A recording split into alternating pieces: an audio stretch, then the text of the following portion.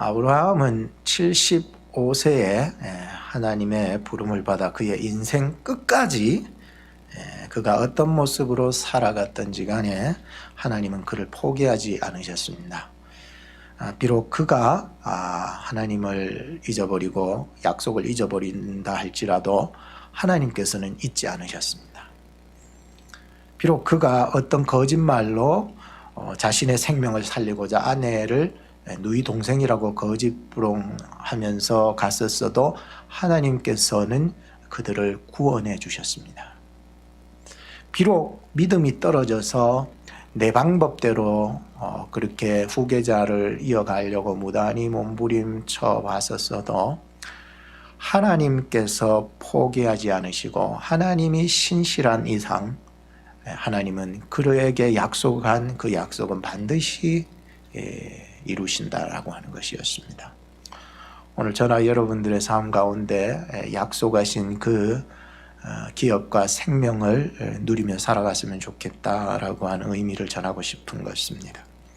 하나님이 약속하신 것은요, 이루기까지 나는 포기할지 모르지만 하나님은 포기하지 않으신다는 것입니다.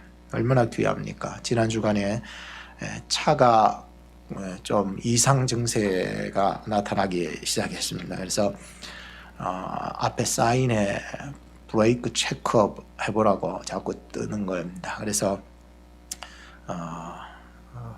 월마트 갔더니 못 고친다 그래가지고 그 옆에 파이어스톤에 가서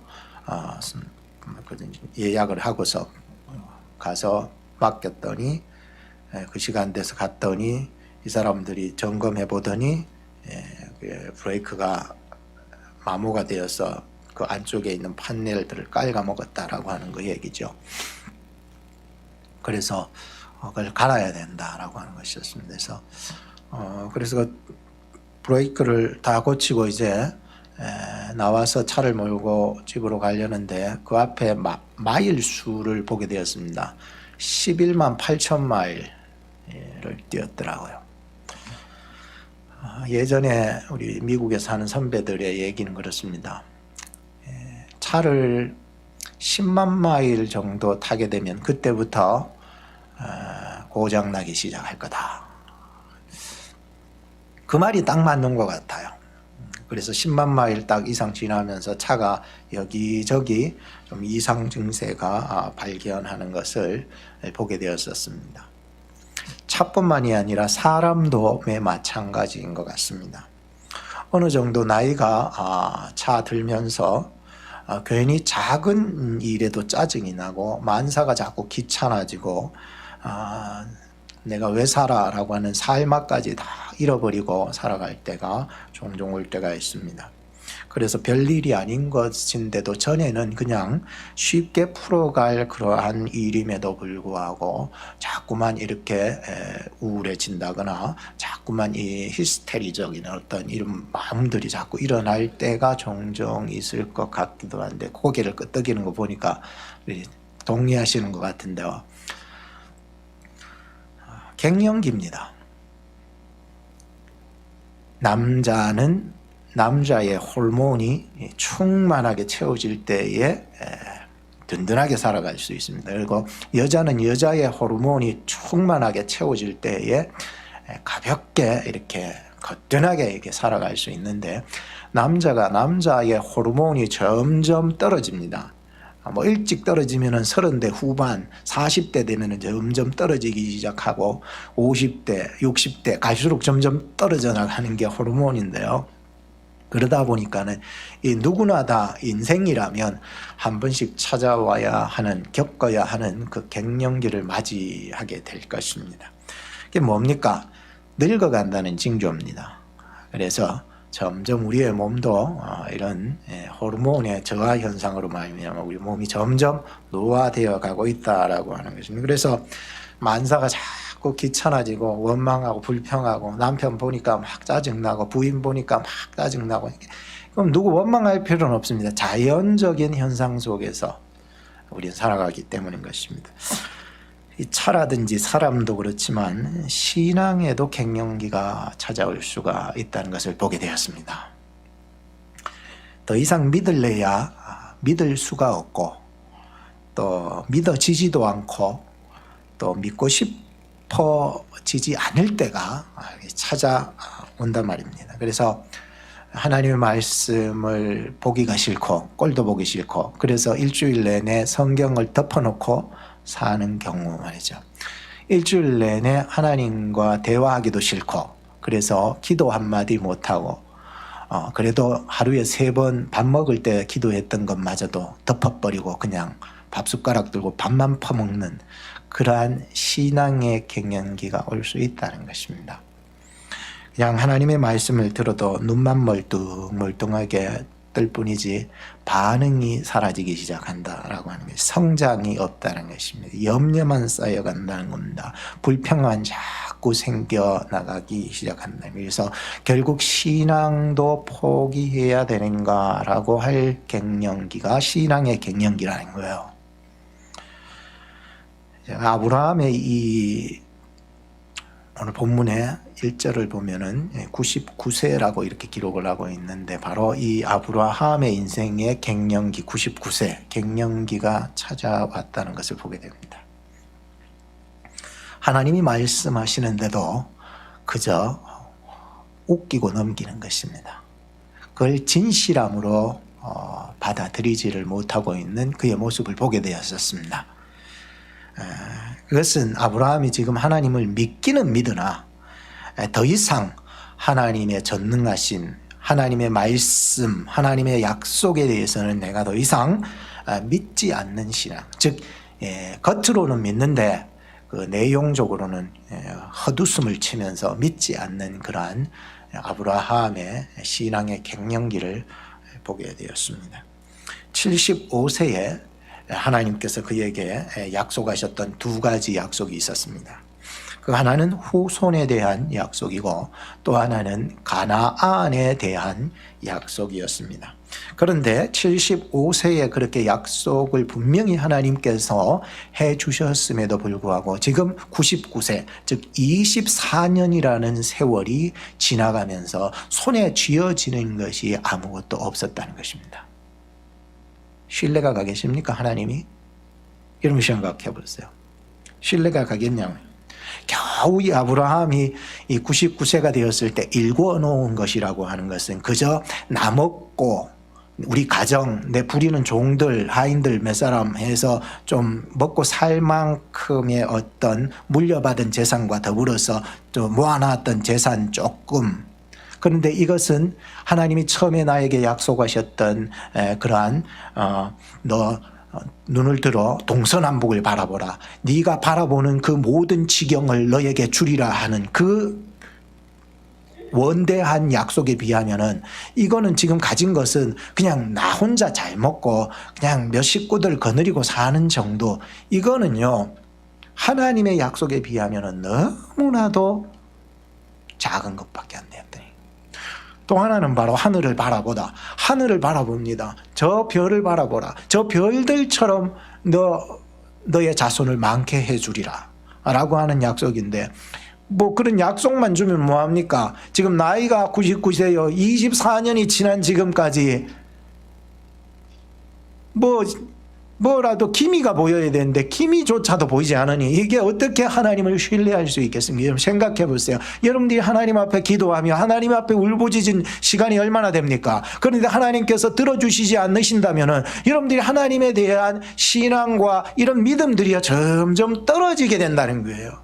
이제 하나님에 대한 신뢰감마저도 점점 떨어질 수밖에 없다라고 하는 그런 상황에 지금 처해지고 말았다는 것입니다. 더 이상요 인간의 방법으로는 해결할 수 없는 상황에 그런 지경에 처해져 있었습니다. 그의 나이 99세 아브라함에게 찾아온 인생의 갱년기. 믿고 싶어도 그냥 믿어야 하니까 믿는 것. 후손을 주시겠다니, 가난을 주시겠다니, 그 모든 것들은 다 물거품처럼 살아갔는데 바로 이 99세의 나이에 하나님이 그에게 나타나셨다는 것입니다. 하나님이 오늘 이 아브라함에게 나타나신 것처럼 오늘 우리의 인생에 가운 마음에 문을 놓고 하며 여러분들을 좀 이 아주 세밀하게 좀 구체적으로 이 9월 달에는 좀 만져주시고 또 말씀해 주셔 나갔으면 좋겠다는 생각을 합니다. 그래서 오늘 말씀도 좀 더 구체적으로 여러분들이 분명히 좀 인식할 수 있도록 하나님 말씀을 전하고자 하는 것입니다. 힘이 다 빠졌습니다. 이제 뭔 일을 할 수가 있겠습니까? 여러분 나이가 99세입니다. 뭔 일을 할 수 있겠습니까? 여러분들 본장에도 얘기하고 그 다음 장에도 얘기하지만 경수가 다 끊어져서 이제는 힘을 발휘할 수 없어서 아기를 낳을 수 없어서 아기 얘기 나오면 그냥 아브라함도 웃었고 세라도 웃었습니다. 웃을 것밖에 더 이상 말이 안 됐기 때문이었습니다.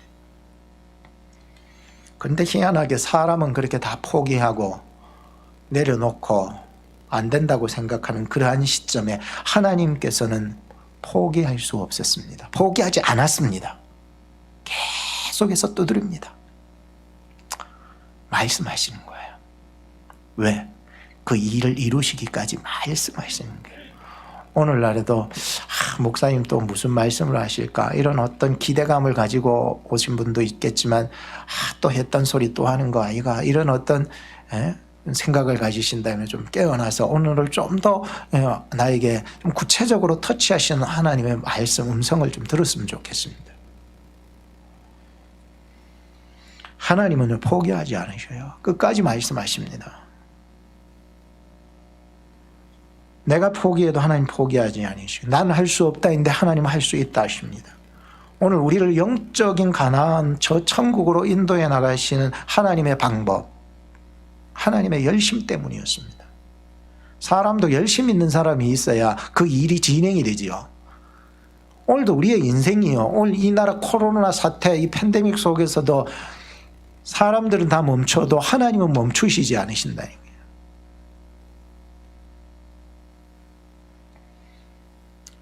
나의 힘으로 갈 수 없는 곳, 천국입니다. 나의 힘으로 할 수 없는 일, 후손을 양성하고 생명을 만들어가는 일입니다. 여러분들이 새 생명을 만들어가는 일이 나의 힘으로 되는 일이 아닙니다. 천국 가는 일이 나의 힘으로 되는 게 아닙니다. 하나님이 포기하지 않은 열심만 있으면 가능하다란 말이죠. 오늘 저나 여러분들을 여기까지 이끌어 주신 분도 하나님이시니만큼 오늘도 하나님의 말씀을 집중해서 좀 구체적으로 터치하시는 음성으로 잘 들을 수 있었으면 좋겠는데요. 오늘 우리는 하나님의 갱신, 지난주에 이어 두 번째 시간을 가지고 있습니다. 오늘은 아브라함의 인생 속에 나타나신 하나님의 갱신에 대해서 생각을 하면서 두 가지로만 말씀드립니다. 첫째는 이름, 둘째는 할례에 대한 말씀을 전할 것입니다. 하나님께서는 그 사람의 이름을 계명하여 주셨습니다. 그리고 둘째는 할례 언약을 체결하여 주셔서 이삭을 아들을 후손을 낳게 하시는 그런 영적 의미들이 무엇인가 분명히 우리는 오늘 말씀을 통해서 배우고 바로 그것이 예수 그리스도 안에서 내가 성령의 사람, 새 사람으로 살아가는 그러한 내용들이라고 하는 것들 핵심을 가지고 들었으면 좋겠습니다. 첫째는 하나님께서 아브라함의 이름을 계명을 해 주셨습니다. 5절 말씀해 보시기 바랍니다. 이제 후로는 너의 이름을 아브라함이라 하지 아니하고 아브라함이라 하리니 이는 내가 너로 열국의 아비가 되게 함이라. 15절 보면 하나님이 또 아브라함에게 이르시되 너의 아내 사레는 이름을 사레라 하지 말고 그 이름을 사라라 하라. 19절에 보면 하나님이 가라사대 아니라 너의 아내 사라가 정녕 너에게 아들을 낳으리니 너는 그 이름을 이삭이라 하라. 내가 그와 내 언약을 세우리니 그의 후손에게 영원한 언약이 되리다. 하나님께서 이름을 새로 지어주시고 이삭에게는 이름을 지어주시는 일이 벌어지고 있습니다. 아브라함이라고 하는 말은 고귀한 그런 아비, 그리고 아브라함이로 바꿔주셨는데 아브라함이라고 하는 것은 열국의 아비라고 하는 의미로 바꿔주셨습니다. 어릴 적 저의 그 형님이 김태훈입니다. 저는 김성훈이고. 그런데 어떤 사람이 너 형의 이름이, 우리 형 김태훈이라는 이름이 운이 없다는 거예요. 그래가지고 운이 따르려면은 이름을 바꿔야 된다 그래가지고 돈을 많이 주고 김기종으로 바꿨습니다. 그런데 김기종으로 이름을 바꿔가지고 그렇게 성장해 나가면서 동네 애들이 자꾸 놀립니다. 김기종, 기종, 기저귀. 왜 기종이 기저귀가 됐는지는 저는 모르겠습니다만은 여하튼 동네 애들이 우리 형 이름을 가지고서 기저귀라고 그렇게 별명을 붙여줘서 굉장히 형이 화가 났던 적이 있었었는데요. 저도 이름을 바꿀 기회가 한번 있었습니다. 시민권 시험을 치고 이제 물어보는 사람이 너의 이름을 이제 바꿀 것이냐 그대로 할 것이냐라고 물을 때에 제가 그동안 비공식적으로 쓰던 영어 이름이 있었습니다. 밥입니다. B.O.B. 밥. 뭐 빛나다 뭐 그런 의미들을 가지고 있지 않겠습니까? 밥. 원래는 로버트라고 그러던데 그게 밥이라고 하는 그런 이름을 가지고서 나는 밥이라고 이름을 지을까 생각했는데 가만 생각하기에 밥으로 고치면은 내가 이름이 김밥이 되니까 이게 뭐 애들이나 뭐 한국 사람들이 내보고 밥김이라고 하지만 사실 김밥이라고 그렇게 부르잖아요. 그러니까 김밥이라고 그렇게 부를까 싶어서 김밥은 안 되겠다. 그래서 아버지가 지어주신 그런 의미적인 뜻이 있잖아요. 성훈, 공훈을 이룬다. 성훈, 이룰 성자, 공로훈자 이래 되니까 공훈을 이룬다. 공적인 어떤 훈장을 받는다. 뭐 그런 의미 아니겠습니까? 그 이름이 더 좀 뭐 영어로 성훈이라고 하는 것은 의미가 없습니다. 그렇지만 아버지가 지어주신 성훈이라고 하는 그 이름의 의미를 따라서 김성훈으로 그냥 영어로 표기해서 그냥 그렇게 표기해서 살고자 그렇게 세웠었습니다. 그래서 공훈이라고 하는 것은 한 나라를 위해 가지고 내가 공을 세운다, 이룬다라고 하는 게 그런 게 이름이 이제 공훈인데 성훈인데 바로 제가 목사가 된 게 바로 하나님의 나라와 의를 위해서 이루어 나갈 수 있기를 바란다라고 하는 그런 이런 직책을 주셔서 너무 감사해서 이제는 뭐 이 나라 민족을 위해서도 선서하면서 이 미국 나라 위해 가지고 목숨을 아끼겠다고 권총도 들겠다고 뭐 그렇게 얘기를 하기도 했지만 나라 위해서도 살지만 또 하나는 내가 더 살아야 되는 것은 하나님의 나라와 의를 위해서 공을 이룰 수 있는 자가 되어야 되겠다라는 너무 감사한 거예요. 그래서 내 이름을 이렇게 떨어지게 지어주셨으니까 너무너무 감사한 것이었습니다. 아브라함의 뜻은 고귀한 압이다. 아브라함의 뜻은 열국의 압이다. 그 아브라함의 그 아내 사레라고 하는 것은 공주라고 하는 뜻이다. 그러나 바꿔지는 사라라고 하는 이름은 열국의 어머니 혹은 왕비라고 하는 그런 의미를 가지고 있습니다.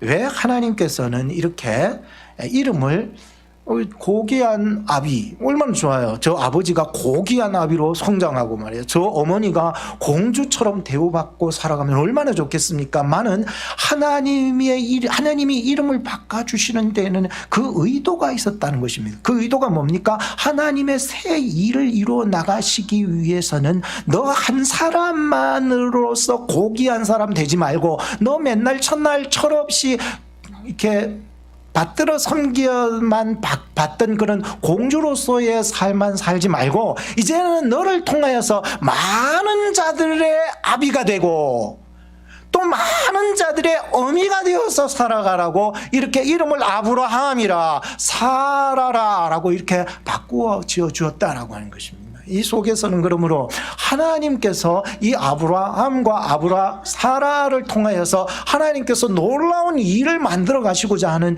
그 계획이 그 속에 들어 있었다라고 하는 것입니다. 참 감사한 일이 할 수 없습니다. 참 오늘도 우리의 인생 속에 들어오셔서 우리를 새롭게 갱신시켜 나가게 하실 때가 있는 것 같아요. 그래서 참 나로 하여금 하나님이 주신 성도 그리스도인이라고 하는 이 귀한 이름을 주실 때에는요, 참 그냥 누구 아버지 김성훈 혹은 뭐 무슨 교회 김성훈 이런 어떤 단편적인 의미라기보다도 내가 성도 김성훈, 내가 하나님의 사람 김성훈 이렇게 불려지게 될 때에 참 의미가 더 깊어지는 것처럼 말이죠. 사실 우리가 살아가면서 이름을 우리에게 주시지만 그 이름값을 하며 산다는 것은 참 귀한 일이 아닐 수가 없습니다. 우리를 성도라고 부르실 때에, 우리를 하나님의 자녀라고 부르실 때에는 그 속에는 하나님이 우리를 향한 놀라운 계획을 가지고 계시더라고요. 하나님은 그 일을 성취하시기까지는 절대 우리를 포기하지 않으십니다. 나 한 사람의 구원을 위해서 여러분들 이제는 살지 마시고 이제는 좀 더 넓은 하나님이 나를 위해서 어떻게 쓰이기를 원하실까? 쓰시기를 원하실까? 나는 하나님께 어떻게 쓰임을 받기를 원할까?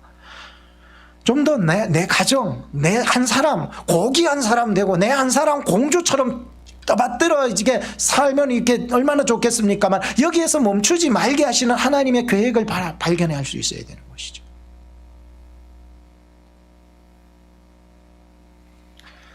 오늘 아비라, 어미라라고 하는 그 이름을 받았는데 이름대로 살지 못할 때가 있습니다.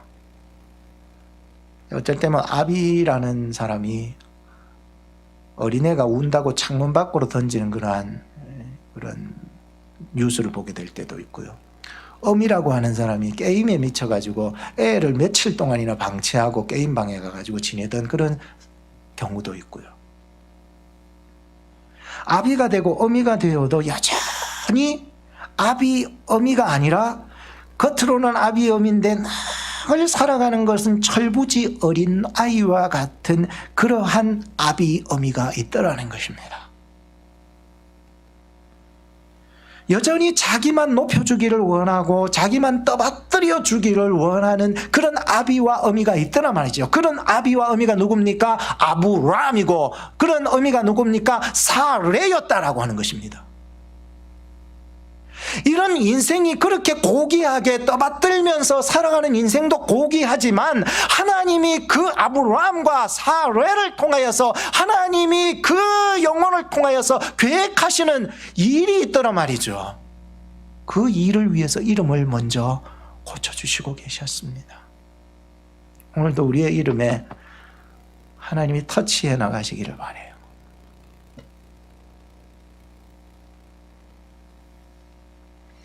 뭔 말입니까, 목사님? 아직 영적으로 깨닫지 못하시는 분이 계십니까? 자식은 자식이고요. 부모는 부모여야 한다는 것입니다.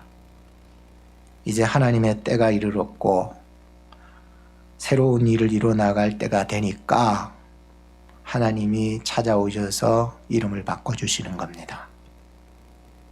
아무리 애비어미가 돼도 하나님의 때가 이르지 아니하면은 늘 철없이 사는 애비어미가 되고 늘 높임받기만 하는 애비어미가 된다는 것이죠. 그러나 하나님이 찾아오시는 때가 있다는 거예요. 그것이 나이가 어리든 높든 상관이 없어요. 그 때에 하나님이 찾아오셨는데 아브라함이 99세 때에 하나님이 찾아오셔서 이름을 바꿔주었다는 것은 놀라운 의미가 들어있다는 것이죠. 아브라함뿐 아닙니다. 성경에 보니까 이름 바꿔진 사람이 누가 있습니까? 야곱이 있습니다. 야곱의 인생 속이는 자, 야가 빠진 자라고 하는 이름을 가진 자를 들어서 이스라엘이라는 이름으로 계명을 시켜주셔서 드디어 대민족을 이루는 시발점을 이루게 되었다는 것입니다. 또 누가 이름이 바뀌었습니까? 시몬이라고 하는 인물이 이름이 바뀌었습니다. 뭘로 바꿨습니까? 베드로, 반석. 그래서 이 베드로를 통하여 그 신앙 고백 위에서 교회를 세워나가게 하시는 놀라운 일을 베드로라는 이름을 바꿔주셔서 시작하셨습니다. 또 한 사람이 더 있다면 유명하죠. 사울이라고 하는 그 유대식의 그 이름을 헬라식의 이름으로 바울이라고 바꿨습니다. 굉장한 의미가 있죠. 왜 그랬을까요?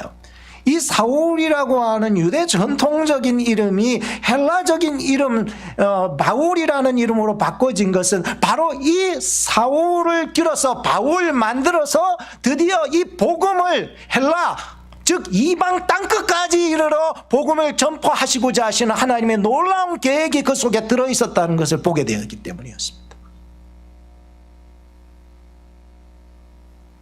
호랑이는 죽어 뭘 남기고? 가죽 남기고, 사람은 죽어 뭘 남기고? 이름을 남기고. 오늘 우리의 이름의 석자, 이름 석자가 하나님 나라의 길이 남을 수 있는 그러한 이름이 되기를 주님의 이름으로 축복합니다. 두 번째는 할례 언약을 체결해 주셨습니다. 무슨 언약요? 할례 굉장히 중요합니다. 할례라는 말이 여기에 처음 나옵니다. 여러분들 할례 가면은 뭐 하나님의 율법 뭐 그쪽 뒤로 가서 나오지 않을까 생각했는데 아닙니다. 할례라고 하는 것은 그 율법이 제정되기 이전에 이미 아브라함에게 하나님께서 찾아오셔서 할례를 시행하라라고 명령해 주셨던 것입니다. 본문 10절을 보시기 바랍니다. 너희 중에 남자는 다 할례를 받으라. 이것이 나와 너희와 너희 후손 사이에 지킬 내 언약이니라. 사도행전 7장 8절 보시기 바랍니다. 할례의 언약을 아브라함에게 주셨더니 그가 아들을 낳았다는 거예요. 그래서 이삭을 낳아 여드레 만에 할례를 행하고 이삭이 야곱이 우리 12조상을 낳으니. 그래서 참 하나님이 우리에게 주신 이 할례 언약은 굉장히 중요한 언약입니다. 할례라는 말이 오늘 처음 나오게 되는데요. 이 할례라고 하는 것은 남자의 그 생식기에 덮여 있는 귀두 부분을 껍질 부분을 칼로 날카로운 무엇으로 잘라내서 드러나게 하는 것입니다. 이런 행위, 예식, 전통 이런 것들이 있습니다. 물론 이 아브라함 때 이렇게 시작된 건 아니에요. 그 외에 이미 애굽이라든지 아프리카라든지 오스트레일리아라든지 이미 굵직굵직한 나라들에서 이미 이 할례는 행해지고 있었는데 오늘 이렇게 아브라함에게 찾아오셔서 할례를 행하게 하신 데에는 그들이 가지는 어떤 건강이나 위생적이고 어떤 다른 어떤 문제하고는 전혀 차이가 있습니다. 하나님이 아브라함을 통해서 할례를 행하게 하실 때에는요 차별이 있는 것입니다. 다릅니다. 세상의 어떤 할례하고는.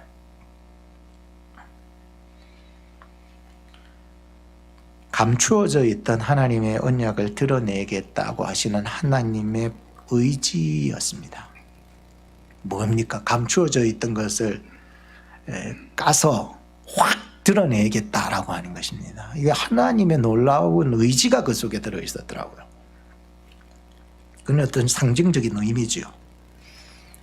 자, 보십시다. 하나님은 아브라함을 부르실 때에 약속했습니다. 내가 지시할 땅으로 가라. 너로 큰 민족을 이루어 복을 주겠다. 근데 2절만 하니까 하나님이 또 나타나셔서 하늘을 바라보라. 묵별을 셀 수 있니? 아니요. 셀 수 없을 만큼 너에게 후손을 허락하겠다. 그러면서 또 24년이란 세월이 지난 지금 그의 나이 99세 때에 또 하나님이 나타나신 것입니다. 나타나셔서 너를 번성케 하리라.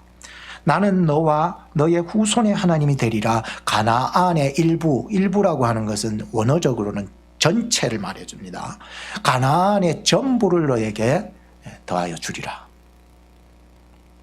하나님이 약속하신 지경, 하나님이 약속하신 후손을 분명히 약속해 주시게 됩니다.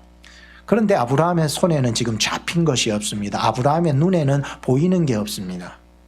그런데 하나님은 그것을 주시겠다고 또 나타나셔서 말씀해 주신 것입니다. 그래서 저는 과연 이런 99세 때에 과연 어떤 게 필요할까? 그때 믿음이 필요하더란 말이죠. 믿음은 바라는 것들의 뭐예요? 실상이요. 보지 못하는 것들의 증거라. 아브라함은 그의 나이, 로마서 4장 20절에 그렇게 기록하더라고요. 아브라함이 그의 나이 100세나 되어 자기 몸에 죽은 것 같음을 알고도 믿음이 약하여지지 아니하고 하나님의 약속을 의심 없이 믿어 하나님께 영광을 돌려드렸다.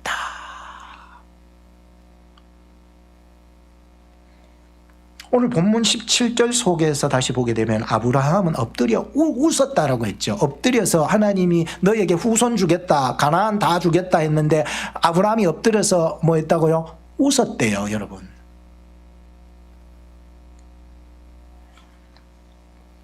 하나님의 말씀이 들려지고 그 말씀이 마친 후 그의 삶 속에서는 놀라운 일이 벌어지게 됩니다. 저도 하나님의 말씀을 이렇게 가르칠 때에는 어떻게 보면 반응이 별로 없고 저 사람이 과연 이 말씀대로 정말 하나님의 은혜와 복을 누릴 수 있을까 고민이 될 때가 있어요. 그의 태도를 볼 때에. 그런데 희한하게도 내가 예상하지 못한 하나님의 은혜는 거기서 떨어지는 거예요. 내가 생각해서 저 사람은 참 태도를 보니까 전혀 은혜 받을 수 없겠다 한 그 사람이 하나님의 말씀을 다 듣고 나가니까 하나님의 지배를 받으며 하나님의 나라를 이루기 시작한다는 거예요. 희한하죠? 그게 사람이 보는 이 시각과 하나님이 일해 나가시는 것의 차이이기도 하더라고요. 지금 아브라함이 하나님의 말씀을 들었습니다. 분명히 갱년기에 찾아와가 99세 때에 후손 주리라, 가나안 다 주리라 라고 얘기했는데 엎드려 웃었단 말이죠. 그런데 하나님의 말씀이 다 끝났습니다. 다 끝나고 난 뒤에 어떻게 되었냐라고 하는 것입니다. 굉장히 중요하더라고요. 17절 이렇게 쭉 뒤로 보니까 하나님의 말씀이 들려지고 그 말씀이 마친 후 그의 삶 속에서는 믿을 수 없는 일들이 터져나가기 시작했는데 바로 하나님이 약속하신 할례의 언약을 시행하기 시작했다는 거예요. 이것이 로마서 4장 19절 20절에 나타나는 그가 100세가 되었지만 하나님의 약속을 의심치 아니하고 끝까지 하나님의 말씀을 부여잡고 하나님께 영광을 돌렸다는 그 말이 거기에서 이루어지고 있었던 것이었습니다.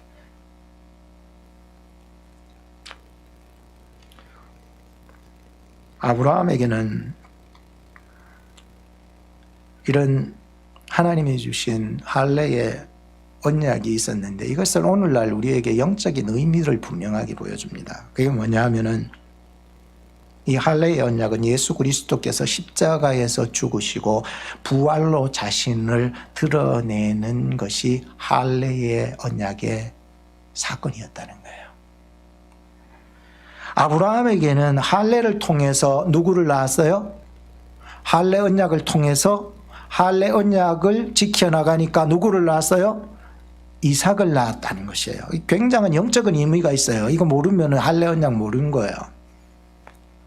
아브라함은 할례 언약을 받아서 그 하나님의 언약의 말씀대로 시행해 나갔더니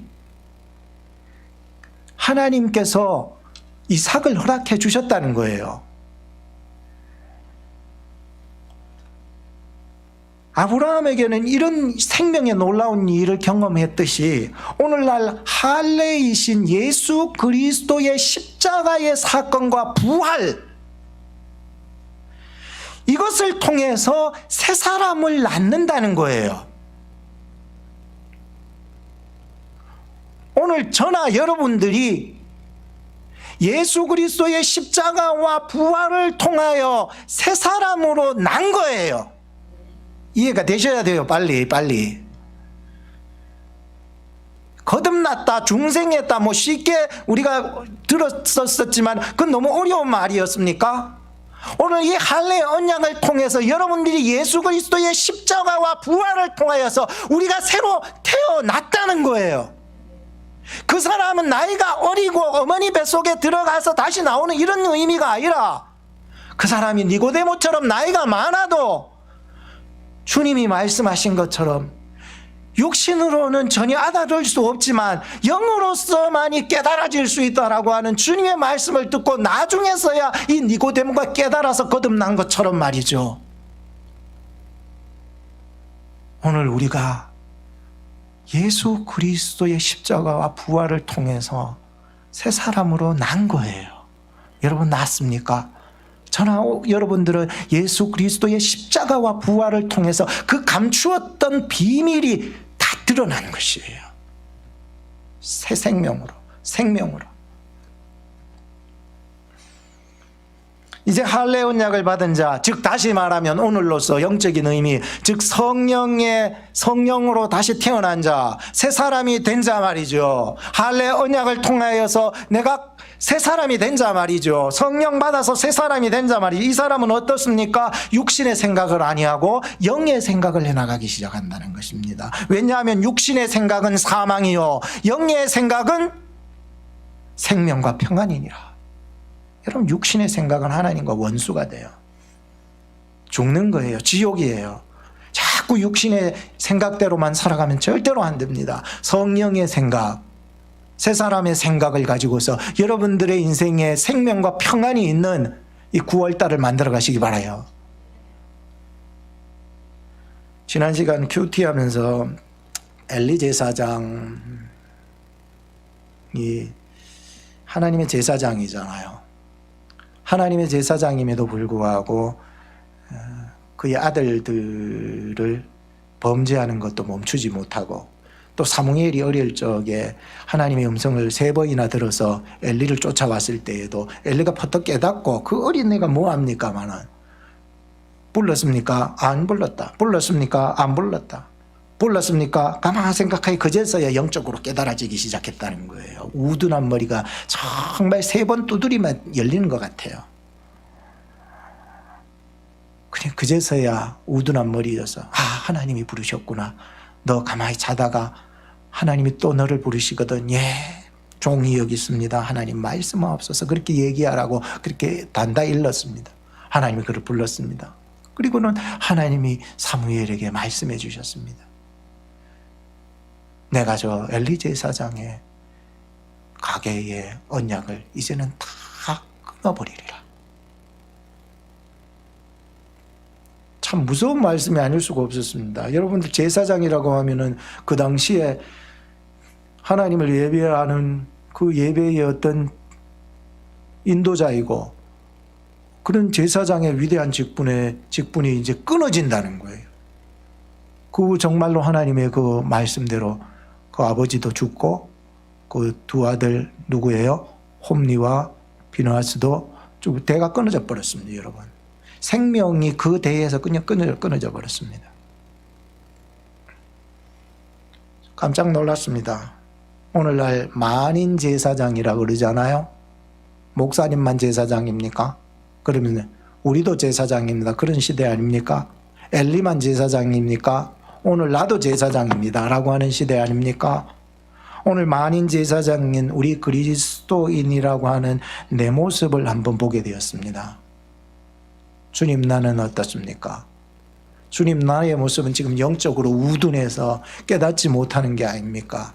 그래서 하나님의 나를 통하여서 이루어 나가신 생명의 사역들이 멈춰지고 끊어져 버리지 않을까 걱정이 됩니다. 하나님 나로 하여금 끊어지지 않게 하여 주옵소서. 우리 가정을 통하여 생명을 살리는 일이 끊어지지 않게 하여 주옵소서. 우리 교회를 통하여서 생명을 살려나가는 일이 끊어지지 않게 하여 주옵소서. 오직 이 말씀을 통하여서 강단에서 예수 그리스도의 십자가와 부활이 선포되게 하여 주셔서 내가 살고 내 가정이 살고 나의 공동체가 사는 역사가 일어나게 하여 주시옵소서. 갈라디아서 4장 28절 우리 마지막으로 보겠습니다. 갈라디아서 4장 28절에 보면 형제들아 너희는 이삭과 같이 약속의 자녀라고 그랬습니다. 오늘 아브라함의 이야기가 아브라함 한 사람의 이야기가 아닙니다. 여러분 예수 그리스도 안에서 새 사람으로 태어난 저와 여러분의 이야기입니다. 왜? 약속이 있고 그 약속을 이어받고 살아가기 때문입니다. 우리 모두는 이삭과 같이 약속의 자녀가 되었습니다.